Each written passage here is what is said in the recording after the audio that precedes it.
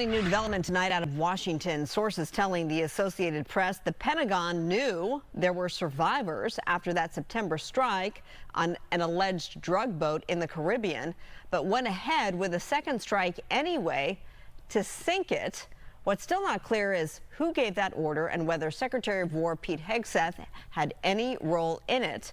And now growing questions about whether that follow-up attack could be considered a war crime. National security analyst Hal Kempfert is here to help us break down what this means and why this development is so significant. Good to have you. Let's just start with this idea.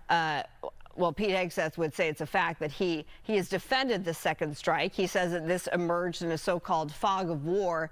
Says he didn't actually see any survivors, but also at the same time, he, quote, didn't stick around for the rest of the mission for that second strike. You're a Marine veteran, Hal. You're incensed by this whole thing. What makes you so upset? Well, if there was an actual order that said kill them all, that's a wrong order. If there was an order to kill survivors that are in a protected status and shipwrecked mariners are in a protected status, then that would be a wrong order. It's a violation of international law. It's a violation of treaties that we have signed, which makes it a violation of U.S. law. So that would be pretty clear cut. And certainly many members of Congress feel that way.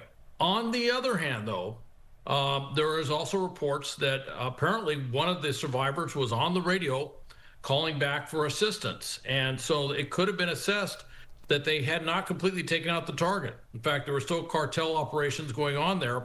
And there could have been an assessment that they needed to completely eliminate the target. If that's the case, that puts in a different legal setting. So I did law of war for multiple units during my career. And I'm not a lawyer, but it just happened to be one of those things that fell on my plate. And so it really depends on the details of what was the intent of that second strike. And the defense for the Trump administration, or for Hegseth in particular, would be that this isn't officially a war.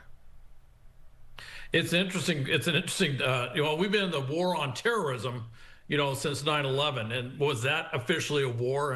And I'm a veteran of the war on drugs. Was that officially a war? So it's not technically a war. It's not been a declared war. We haven't had a declared war since World War II.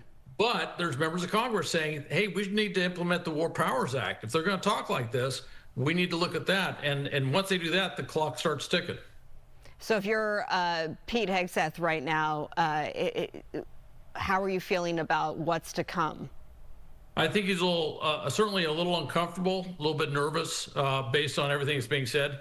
He's going to be listening very closely to what the commander of U.S. Special Operations Command is going to do tomorrow, what he's going to say before Congress. He wasn't technically scapegoated. I didn't hear them saying it was his fault. But they have pointed to him saying, hey, he was the one in charge. He's the one that gave the actual orders for the second strike. So kind of pointing towards him.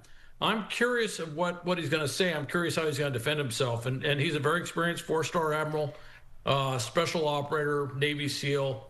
And I think he can explain this probably better than anybody out there. Former Fox News host as well. Okay, let's get your thoughts on Signalgate. We may recall, and this also has to do with Pete Hegseth, that back in March, he shared some text messages, if you will, over the Signal messaging app to communicate sensitive information about a military strike. Again, this is back in March. He says that this was not classified information, but a report out from the Pentagon's watchdog says, no, it was sensitive information. It put U.S. military personnel and the military strike at risk. What's the consequence of this finding? Well, it could be significant, and certainly Congress is looking at it very closely. Ultimately, Congress could technically impeach a cabinet member. Doesn't happen very often, but they technically could if they wanted to force his removal. But basically what this OIG, Office of Inspector General, who, by the way, is the Inspector General for the Secretary of Defense or the Secretary of War, that's who they actually report to directly, came out and said this. This is after, Pete Hegseth said that he didn't think there was anything classified in there. The office, Tulsi Gabbard, the director of national intelligence, said she didn't think there was anything in there. John Ratcliffe, who was also on the chat, as director of CIA, said he didn't see anything on there.